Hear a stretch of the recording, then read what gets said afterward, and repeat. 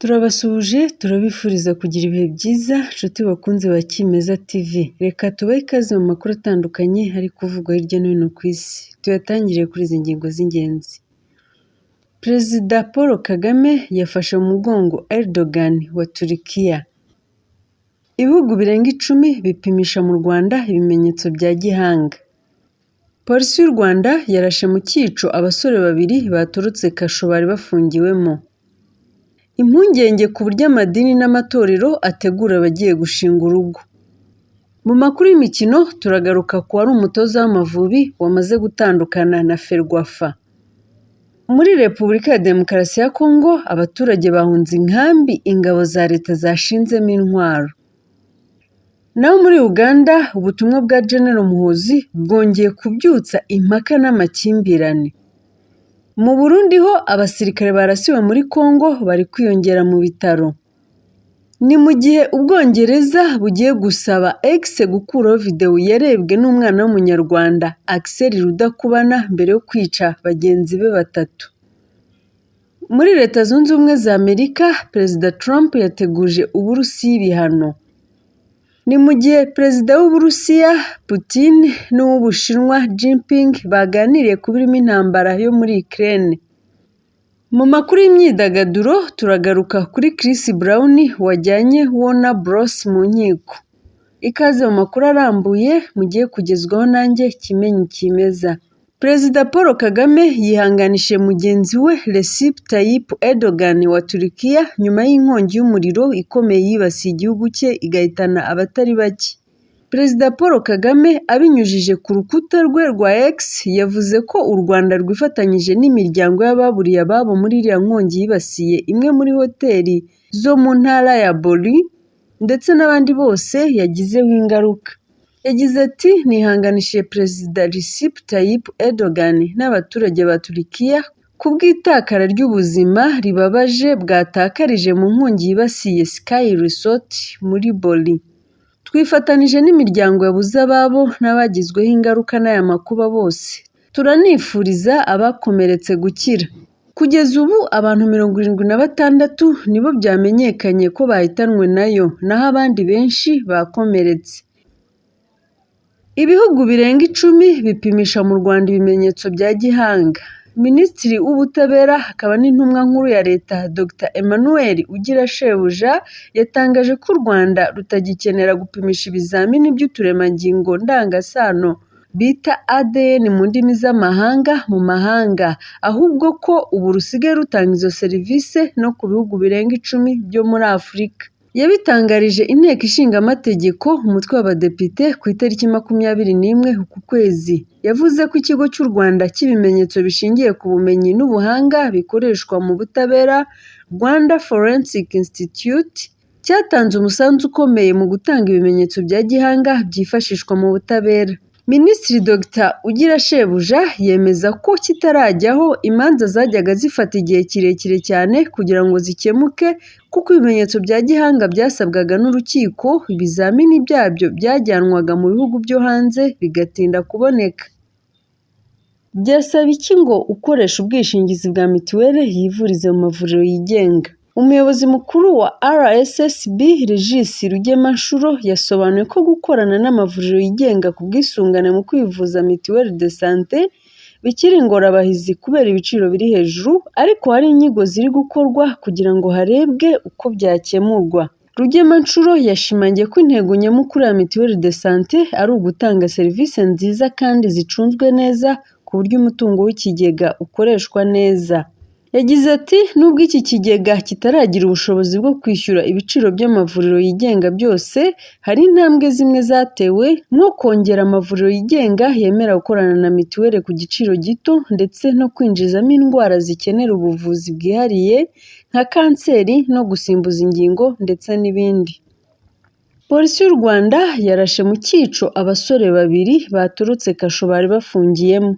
Abasore babiri Nshimiyimana Eric w'imyaka 22 na Nshimiyimana Innocent w'imyaka 20 bakomoka mu karere ka Gisagara barashwe mu cyico n'umupolisi nyuma yo gutoroka Kasho ya polisi ya Save aho bari bafungiye bakurikiranyweho gufata ku ngufu no kwica urubozo Mukandekezi Clementina w'imyaka 28. Nk'uko polisi yabitangaje, aba bagabo bafashwe bari bihishe nyuma y'uko batorotse kasho bacukuye urukuta rw'inyubako. Nyuma yo gusangwa aho bari bihishe, bahise bagerageza kurwanya umupolisi wari ubasanze aho, niko kubarasa bagwa aho ngaho. Mukandekezi Clementina yapfiriye kwa muganga nyuma yo gukorerwa ubugizi bwa nabi mu rugo rwe aho yibanaga. Abaturanyi bavuze ko yumvikanye ataka anavuga izina ry'umwe mu bari bamugabyeho igitero. Nyuma y'icyo gikorwa cy'ubugome, polisi yahise itangira iperereza iza gufata abakekwa 3 barimo umwe w'imyaka 20 wari warafunguwe vuba ku cyaha cy'ubujura. Mu gihe iperereza rigikomeje, umuvugizi wa polisi y'u Rwanda SP Boniface Rutikanga yashimiye abaturage ku ruhare bagize mu gutanga amakuru yatumye aba bagizi ba nabi bafatwa. Impungenge ku buryo amadini n'amatorero ategura abagiye gushinga urugo. Bamwe mu bavugabutumwa mu matorero ya Gikristo batangaje ko hari igihe abagiye gushinga urugo bahabwa inyigisho mu minsi ya nyuma habura igihe gito ngo barushinge. Ibi bikaba bidatanga icyizere cy'uko baba bamenye neza uko bagomba kwitwara mu ngo zabo. Imiryango myinshi ibana byemewe n'amategeko usanga yaranyuze mu nsengero, mu kiliziya no mu misigiti. Hari aho bahabwa inyigisho z'amezi 6, 3 cyangwa se munsi yayo hagamijwe kubafasha gusobanukirwa inzira bagiye kwerekezamo. Raporo y'urwego rw'ubucamanza mu Rwanda igaragaza ko mu manza mbonezamubano zakiriwe n'inkiko muri 2023 kugeza 2024 zingana n'ibihumbi 25,481, iziza ku isonga ari izirebana no gutandukana burundu kw'abashakanye kuko zigize dosiye 2,833. Bamwe mu baturage batangaje ko impamvu nyamukuru babona zitera amakimbirane yugarije imwe mu miryango harimo gucana inyuma no gukoresha ibiyobyabwenge. Mu Rwanda hari kubakwa sitasiyo ya mbere mu karere y'imodoka zikoresha amashanyarazi. Ikigo gicuruza imodoka zikoresha amashanyarazi n'ibikoresho bijyana nazo Kabisa cyatangaje ko kiri gushyira mu bikorwa umushinga wo kubaka sitasiyo ya mbere mu karere y'imodoka zikoresha amashanyarazi izajya ifasha mu kuzongerera umuriro mu gihe gito. Ni gahunda iri mu zigize umushinga mugari wo gushyiraho chargers zo ku rwego rwo hejuru zambukiranya imipaka, ku buryo umuntu ufite nk'ikamyo y'amashanyarazi atazajya agira impungenge zo kubura aho ayongereramo umuriro mu gihe ava nko mu Rwanda ajya mu kindi gihugu. Ni umushinga Kabisa iteganya gukorera mu bihugu bya Afurika y'Iburasirazuba. Ku ikubitiro watangiriye mu Rwanda, aho mu byumweru biri imbere hateganwa gutahwa ku mugaragaro supercharger iri kubakwa i Kanombe. Iyi supercharger izajya itanga umuriro wa kilowati 240, ibe yakongerera umuriro imodoka 6 icyarimwe. Izajya yuzuza imodoka mu minota iri hagati y'10 na 30 bitewe n'umuriro wari usanzwemo. Umuyobozi mukuru wa Kabisa mu Rwanda yabwiye itangazamakuru ati: umuntu azajya agura imodoka isanzwe cyangwa ikamyo y'amashanyarazi abe yajya Uganda, Kenya cyangwa mu bihugu byose bya Afurika y'Iburasirazuba. Mu makuru y'imikino, wari umutoza w'Amavubi wamaze gutandukanywa na Ferwafa ngo arashoboye ariko ntashobotse. Nyuma y'umwaka umwe wiganjemo ibyishimo no kugarurira icyizere abakunzi ba ruhago nyarwanda, Umudage Frank Spitra Torsten ntakiri umutoza w'ikipe y'igihugu y'Amavubi. Hari hashize hafi amezi 3 ishyirahamwe ry'umupira w'amaguru ritangiye kureshya umutoza w'Amavubi ngo yongere amasezerano, dore ko umwaka umwe yari yasinye mu kwezi kwa 11 2023 warangiranye na 2024. Ni nyuma y'uko yari yagize umusaruro mwiza utandukanye n'uw'abandi batoza benshi baherukaga gutoza ikipe y'igihugu nyuma ya Stephen Constantine muri 2015. Mu mikino 14 Frank Spitler yatoje Amavubi yatsinzemo 6, anganya 4, atakaza indi 4. Yasize u Rwanda ruyoboye itsinda C mu mikino yo gushaka igikombe cy'isi ya 2026 mu gihe rwagarukiye ku muryango w'igikombe cya Afurika cya 2025. Ngo ubuhanga ntibwari ikibazo kuri uyu mutoza ubwo Spitler yageraga mu Rwanda mu kwezi kwa 11 2023, yatangiye gutoza abakinnyi ahereye hasi ashingiye ku kuba nta bushobozi bufatika yababonyemo, by'umwihariko agakemanga urwego rw'abatoza mu makipe bakinamo barimo ababongerera ingufu. Mu kazi yakoze mbere yo gutoza ikipe y'igihugu y'Amavubi harimo no kuba umuyobozi wa tekinike muri Yemen, Sierra Leone na Mozambique, ibyo bikamuha ubushobozi bwo kumenya uko abyaza umusaruro impano no gushaka abazifite. Ni umutoza wagaruye umwuka mwiza n'icyizere mu bakinnyi benshi b'Abanyarwanda, aho icyitwa flash disk cyangwa se guhamagara abakinnyi badahinduka cyasaga n'ikiri gukendera mu ikipe y'igihugu. Ibyo byajyanaga kandi no kubona umusaruro mwiza mu kibuga, aho uretse karande yasaga n'iyamwokamye yo kudatsinda umukino wa mbere, aheraho agifata abakinnyi bavuye mu makipe yabo, naho ubundi intsinzi yabaga yizewe mu mukino wa kabiri. Nubwo bimeze bityo kandi ni umutoza wajyaga atungurana akavuga amagambo atarishimirwaga n'Abanyarwanda, nko kubibutsa ko u Rwanda atari nka Brazil mu mupira w'amaguru n'ibindi. Byiyongeraho kuba hari abakinnyi beza yashwanye nabo barimo Hakim Sahab ukina mu Bubiligi, Raphael Yok na Hakizimana Muhadjiri, nyamara ku mpamvu nto zishobora gukemurwa kuko harimo kwitaba telefone bari ku meza cyangwa gutinda kujya kurya. Mu biganiro Frank Spitler yasabye ko yajya yishakira abungiriza aho kugenerwa abenegihugu gusa, ndetse akajya iwabo mu Budage akagaruka mu Rwanda ari uko ikipe y'igihugu igiye gutangira umwiherero. Uyu mugabo w'imyaka 63 wasubiye mu Budage mbere y'iminsi mikuru isoza umwaka ushize, nyuma yo kubisaba Ferwafa, yavuze ko kandi yajya atoza ikipe nkuru gusa, iya Cani n'andi makipe nk'abatarengeje imyaka 23 agashakirwa abatoza bayo. Ubusanzwe umutoza w'ikipe y'igihugu Amavubi aba agomba gutoza amakipe yose uhereye ku y'abatarengeje imyaka 23, ndetse umushahara agenerwa kenshi ukaba ari $10,000 by'amadolari y'Amerika. Amakuru avugwa hanze y'u Rwanda reka tuyatangire muri Repubulika ya Demokarasi ya Kongo, aho abaturage bahunze inkambi ingabo za leta zashinzemo intwaro. Abaturage bo mu nkambi zo muri Kivu y'Amajyaruguru na Kivu y'Amajyepfo bahunze inkambi ingabo za leta zashinzemo intwaro ziremereye berekeza mu mujyi wa Goma. Imiryango y'abatabazi irimo uw'abaganga batagira umupaka imaze igihe kinini itabariza abaturage, cyane cyane abari mu nkambi ziri mu nkengero y'umujyi wa Goma kubera intwaro ingabo za leta zashinzemo.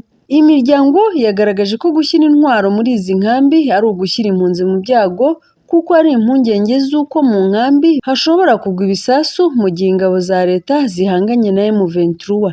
Umunyamakuru Ismael Matunguru yatangaje ko mu gihe umutwe wa M23 ugenzura ibice birimo Lumbishi na Minova muri teritwari ya Kalehe n'imisozi ikikije umujyi wa Sake, ingabo za Repubulika ya Demokarasi ya Kongo zashinze intwaro mu nkambi ya Kitembo muri teritwari ya Kalehe n'iya Nzuro muri Masisi. Nk'uko Matunguru yabisobanuye, aba baturage batewe ubwoba n'urusaku rw'izi ntwaro ziri muri izi nkambi zirasa mu bice bitandukanye bigenzurwa n'abarwanyi ba M23. Yagize ati kuva mu ijoro ryakeye twakira impunzi nyinshi zaturutse muri Nzuro na Kitembo no mu bice bihana imbibi. Bamwe mu bahungiye muri Bulengo batangiye kuva mu nkambi berekeza i Goma mu mujyi rwagati aho bashaka umutekano. Mu gitondo twabonye abandi bava mu nkambi ya Nzulo baza muri Rushagara. Bari guhunga urusaku rw'imbunda ziremereye zashinzwe mu nkambi ya Nzulo. Perezida wa sosiyete sivile ikorera muri Groupement ya Kamulonza Sake, Mwisha Busanga Leopold, yatangaje ko muri Nzulo harimo inkambi ebyiri kandi ko abaturage bazivuyemo berekeza i Goma. Abaturage bari mu bice bigenzurwa na M23 bo bizeye umutekano wabo kuko ubuyobozi bwayo bwabasezeranyije kubarinda. Abari ku ruhande rw'ingabo za Repubulika ya Demokarasi ya Kongo bo bafite ubwoba ko umujyi wa Goma ushobora gufatwa, cyane cyane ko ibice biwukikije biri kugenzurwa n'uyu mutwe wa M23. Dukomereza amakuru yacu muri Uganda, aho ubutumwa bwa General Muhoozi bwongeye guteza umwuka mubi n'impagarara mu nteko ya Uganda. Mu nteko ishinga amategeko ya Uganda hongeye kuba impaka zishyushye nyuma y'aho umugaba mukuru w'ingabo z'iki gihugu General Muhoozi Kainerugaba atitabye kugira ngo asobanure ubutumwa butavugwaho rumwe yatangarije ku rubuga nkoranyambaga rwa X. Tariki ya 17 Mutarama ubwo Minisitiri w'Ingabo Jacob Obote yajyaga gusobanurira abadepite bagize komisiyo ishinzwe igisirikare ibikubiye mu ngengo y'imari yagenewe igisirikare, yari yasabwe kujyana na General Muhoozi ariko umusirikare ntiyitabye. Mu byo abadepite bashakaga kubaza General Muhoozi harimo amagambo yatangarije kuri X yibasira ibihugu bitandukanye n'abanyapolitike batavuga rumwe n'ubutegetsi bwa Uganda nka Robert Kyagulanyi uzwi nka Bobi Wine mu muziki.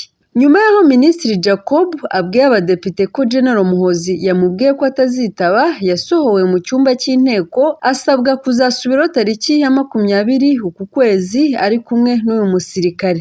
General Muhoozi yatangarije kuri uru rukuta ko adateze kwitaba abadepite ahubwo ko azabafunga bose.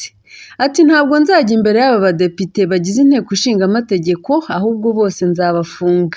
Tariki ya 20 uku kwezi ntabwo Minisitiri Jacob yitabye abadepite. Yabasobanuriye ko gusiba kwe kwatewe n'uko yitabiriye indi mirimo ya guverinoma ya Uganda. Uwo munsi bamwe mu badepite bagaragaje ko General Muhoozi atarakwiye kubatuka mu gihe bifuza ko abaha ibisobanuro ku magambo ashobora kwangiza isura ya politiki ya Uganda. Depite Ronald Barimwezo yagize ati muri kwica urwego rw'inteko ishinga amategeko. Birababaje kuba yarasuzuguye inteko kugeza ku rwego yita abayigize za kadahumeka. Ntabwo umuntu yakwita kadahumeka ngo uceceke. Mugenzi we Depite Rutamaguzi Semakula yagize ati noneho nataza tuzareba icyo perezida w'inteko n'icyo ubuyobozi bw'iyi nteko buzavuga. Ntabwo bizaba nk'uko bisanzwe bigenda. Ku itariki ya 21 ku kwezi Minisitiri Jacob yamenyesheje perezida w'inteko ko General Muhoozi ataboneka, nawe abimenyesha perezida w'iyi komisiyo. Bamwe muri bo basabye ko iki kibazo gishakirwa igisubizo bitarenze tariki ya 24 uku kwezi. Depite Theodore Sekikubo yagize ati dushaka gukomeza nk'aho nta kintu cyabaye, nk'aho tudakwiriye kubona ibisubizo by'ibibazo byagaragajwe n'abagize inteko. Depite Derrick Nyeko yagize ati mbere yo kugaruka ku wa gatanu dushaka kumenya aho umugaba mukuru w'ingabo ari. General Muhoozi ari mu ruzinduko rw'akazi muri Algeria kuva tariki ya 20 ku kwezi nk'uko byasobanuwe mu itangazo ibiro by'ingabo za Uganda byanyujije ku rubuga rwabyo rwa interineti. Dukomereze amakuru yacu mu Burundi aho abasirikare barasiwe muri Congo bari kwiyongera mu bitaro. Amakuru ava mu Burundi aremeza ko ibitaro bya gisirikare bya Kamenge biherereye mu mujyi wa Bujumbura birwariyemo inkomere nyinshi zakomerekeye ku rugamba muri Repubulika ya Demokarasi ya Kongo. Amakuru avuga ko ibitaro byari bisanzwe birwariramo ababyeyi n'abana ariko basabwe kuba bahavuye ngo izi nkomere zibashe kwitabwaho. Ikinyamakuru SOS Media Burundi kivuga ko abarwayi bari barahawe randevu yo kuzabagwa basabwe nabo gusubika icyo gikorwa. Umusaza w'imyaka 60 yabwiye iki kinyamakuru ati ntegereje ibyumweru 2 byose. Uyu munsi nibwo bambwiye ngo gahunda yakuweho ngomba kureba undi muganga.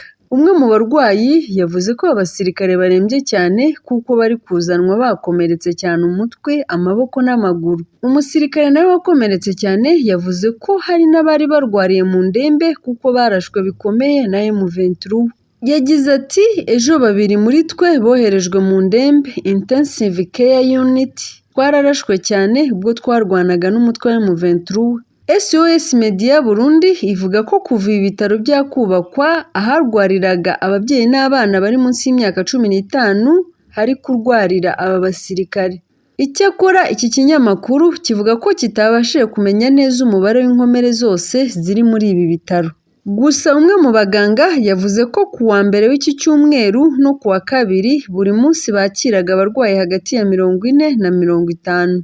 Umuvugizi w'igisirikare cy'u Burundi Brigadier General Gaspard Baratuza aherutse gutangaza ko abasirikare boherejwe mu mirwano muri Congo bicwa kubera ko bari ku rugamba kandi n'undi wese yapfa mu buryo butandukanye. Avuga ko kenshi ibivuga ko ingabo z'u Burundi ziri muri Congo ziri kuneshwa no kwicwa ari ibiba bigamije gukura imitima y'abarundi. Ati imibare bohereza ni ukugira ngo batere ubwoba bahahamure mwebwe abarundi mwumve muti abana bacu bahonnye. Yavuze ko igisirikare gifite imirongo gikoresha mu kumenya imiryango y'abasirikare bapfira ku rugamba kandi ko iyo miryango ifashwa. Ahakana abavuga ko Burundi buhisha amakuru y'abapfira ku butaka bwa Kongo. Ati uwitabye Imana baramuzana naho yaba ari muri Centrafrique cyangwa muri Somalia. Nkanswe aho duhana urubibi baramuzana, babihishira iki? Ntabyo duhisha. Dukomereze amakuru yacu mu Bwongereza. Minisitiri w'imbere mu Bwongereza Yvette Cooper yatangaje ko guverinoma iteganya gusaba Elon Musk gukura ku rubuga nkoranyambaga rwa X video yarebwe na Axel Rudakubana mbere y'uko yica abana batatu abateye icyuma.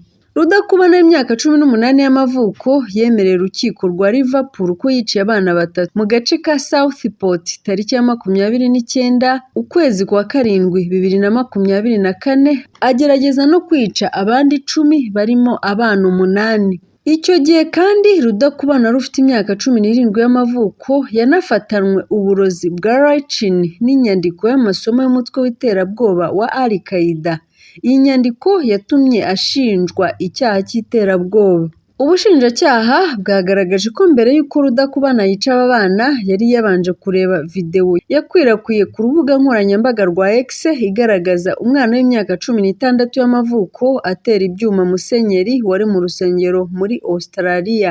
Minisitiri Cooper yashingiye kuri aya makuru amenyesha inteko ishinga amategeko ya guverinoma y'Ubwongereza ibigo by'ikoranabuhanga bifite mu nshingano imbuga nkoranyambaga nka X gukuraho iyi video mu rwego rwo gukumira ubundi bwicanyi. Ati abana bacu benshi ni ingimbi n'abangavu babonye kuri internet ibintu byinshi bibi.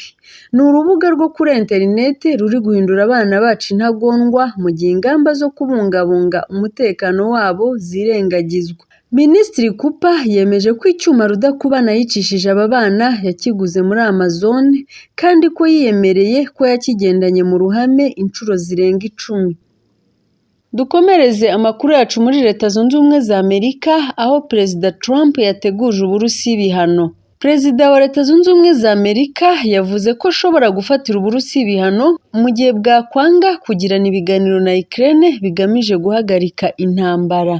Ubwo yari mu kiganiro n'abanyamakuru ku itariki 22 ku kwezi, Trump yabajijwe niba mu gihe Perezida Vladimir Putin yakwanga ibiganiro by'Uburusiya na Ukraine bitatuma Amerika ibufatira ibindi bihano, asubiza ko bisa n'ibishoboka. Ubwo Perezida Trump yiyamamarizaga kuyobora Amerika, yanenze Biden uburyo atera inkunga Ukraine mu ntambara ihanganyemo n'Uburusiya kuva mu mwaka wa 2022. Uyu mukuru w'igihugu yagaragaje ko Amerika itari ikwiye guha Ukraine inkunga iruta iy'ibihugu byo mu muryango w'ubumwe bw'Uburayi. Yakomeje avuga ko ari gukora ibishoboka byose ngo baganire na Perezida Putin ku buryo iyi ntambara yarangira. Perezida Trump yavuze ko Putin ari umunyabwenge ndetse impamvu yatangije intambara muri Ukraine ari uko yari yasuzuguye Biden. Uyu mukuru w'igihugu kandi yavuze ko ubwo yavuganaga na Perezida w'Ubushinwa Xi Jinping nawe yamusabye gutanga umusanzu mu guhagarika iyi ntambara. General Herzi Halevi, umugaba mukuru w'ingabo za Israeli, yatangaje ko yeguye ku mirimo ye kubera ko atashoboye kuburizamo igitero cya Hamas cyo ku itariki 7 ukwezi kwa 10 2023 kigahitana abantu basaga 1200 muri icyo gihugu. Ibyo yabitangaje ku wa kabiri tariki ya 21 ku kwezi, ariko ngo ni icyemezo cyumvikanye aho muri Israeli nk'aho ari bombe ituritse nk'uko byatangajwe n'ikinyamakuru Times of Israel. Mu gihe ari agahenge ku guhagarika intambara muri Gaza ubu kageze ku munsi wa gatatu, General Herzi Halevi yeguye ku mirimo ye avuga ko bitewe no kuba yarananiwe gukumira igitero cya Hamas ikinjira mu majyepfo ya Israeli ikahica abantu, abandi bagatwarwa bunyago. Perezida w'Uburusiya Vladimir Putin na mugenzi w'Ubushinwa Xi Jinping bagiranye ikiganiro cyagarutse ku ngingo zitandukanye zirimo intambara ya Ukraine, ibihano ibyo bihugu byafatiwe na Amerika n'uburyo Uburusiya buteganya kugirana ibiganiro na Donald Trump wasubiye ku butegetsi. Baganiriye hifashishijwe ikoranabuhanga ry'amashusho. Kuri iyi nshuro ibiganiro byamaze isaha n'igice nk'uko byashimangiwe n'umujyanama wa Perezida Putin ushinzwe politike z'ububanyi n'amahanga Yuri Ushakov. Akomeje avuga ati Uburusiya bwiteguye kubaka umubano wungura impande zombi hashingiwe ku bwubahane. Perezida Trump yakunze kugaragaza ko bizasaba amasaha 24 asubiye ku buyobozi kugira ngo abe yahagaritse intambara y'Uburusiya na Ukraine. Ushakov yabwiye itangazamakuru ko kugeza ubu nta butumwa buturutse i Washington bujyanye no gutegura ikiganiro ku bakuru b'ibihugu byombi bari bakira. Perezida Xi Jinping yanasangije mugenzi we w'Uburusiya ibikubiye mu kiganiro yagiranye na Trump ku itariki 17 ukwezi kwa mbere uyu mwaka. Perezida Xi Jinping na Perezida Putin kandi baganiriye ku bijyanye n'ubufatanye bw'ibihugu byombi haba mu by'ubukungu n'ubucuruzi, kabone n'ubwo Amerika yashyiriyeho ibihano ibyo bihugu byombi. Dukomereze amakuru yacu mu Bufaransa, aho Perezida Emmanuel Macron ari mu bwoba bwinshi bw'impinduka zishobora guterwa na Trump. Perezida w'Ubufaransa yahamagariye ibihugu by'i Burayi kwiyubaka no kongera ingengo y'imari igenerwa igisirikare mu rwego rwo kugabanya uburyo byishingikiriza kuri Leta Zunze Ubumwe za Amerika mu bijyanye n'umutekano, kuko hashobora kuba impinduka zikomeye zizaterwa n'ubutegetsi bwa Perezida Donald Trump. Macron yavuze ko hari impinduka zishobora kuba mu miyoborere ya Amerika, cyane cyane ku bijyanye n'umutekano ndetse n'intambara muri Ukraine, abaza icyakorwa mu gihe byaba bibaye. Yagize ati ese Uburayi buzakora iki mu gihe umufatanyabikorwa wacu nka Amerika azaba akuye ubwato bw'intambara mu nyanja ya Mediterane? Ese nibohereza indege zabo z'intambara mu nyanja ya Pacifique bizagenda gute? Macron kandi yagarutse kuri Greenland iri mu kibazo cya politike, avuga ko nta muntu wari witeze ko ibyo bizaba bityo. Ashimangira ko Uburayi bugomba kwitegura n'izindi mpinduka bugahuza imbaraga ku bw'inyungu zabwo. Ati umwaka ushize ninde watekerezaga ko Greenland izaba mu bibazo bikomeye bya politike n'umutekano? Ibyo nibyo biriho. Macron yagaragaje ko kandi gushyigikira Ukraine ari ingenzi kugira ngo izajye mu biganiro by'amahoro ifite ingufu. Perezida mushya wa Leta Zunze Ubumwe za Amerika Donald Trump yakunze kunenga ibihugu by'i Burayi birimo n'umuryango wa NATO, abishinja gutanga umusanzu muto mu misanzu ituma uwo muryango ukora neza. Uyu mugabo kandi yanenze inkunga Amerika iha Ukraine mu ntambara ihanganyemo n'Uburusiya. Dusoreze amakuru yacu mu myidagaduro. Chris Brown yajyanye mu nkiko sosiyete itunganya filime ya Warner Bros. Ayishinja kuyobora filime imusebya ikanamubeshyera gukora ibikorwa by'ihohotera. Yagejeje ikirego cye mu rukiko gishingiye kuri filime yiswe Chris Brown A History of Violence. Chris Brown avuga ko Warner Bros. Yagize uruhare mu gutunganya no gusohora iyi filime mbarankuru yagiye hanze mu kwezi kwa 10, 2024.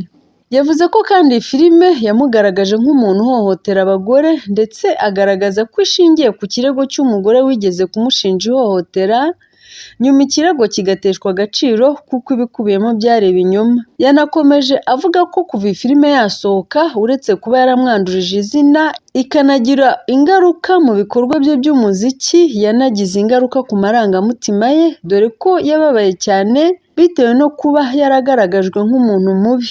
Uyu muhanzi wemereye urukiko ko mu myaka yashize yigeze kurangwa n'urugomo nko muri 2009 ubwo yakubitaga bikabije umuhanzikazi Rihanna wari umukunzi we. Yavuze ko yabihaniwe kandi ko kuva icyo gihe yagerageje guhinduka no guhanagura izina rye. Gusa abantu bakaba bakomeje kubimuziza, nyamara byarabaye kera kandi akabihanirwa. Chris Brown yasabye urukiko gutegeka Warner Bros. Kumwishyura miliyoni 500 z'amadolari y'Amerika, ndetse avuga ko aya mafaranga bayamwishyuye atayashyira mu mufuka we, ahubwo ko yayafashisha abagore bakorewe ihohoterwa rishingiye ku gitsina no ku mubiri. Ni naha dusoreje amakuru yacu. Mwakoze kubana natwe, mukomeze gukurikira n'ibindi biganiro byose kuri Kimeza TV. Mugire amahoro.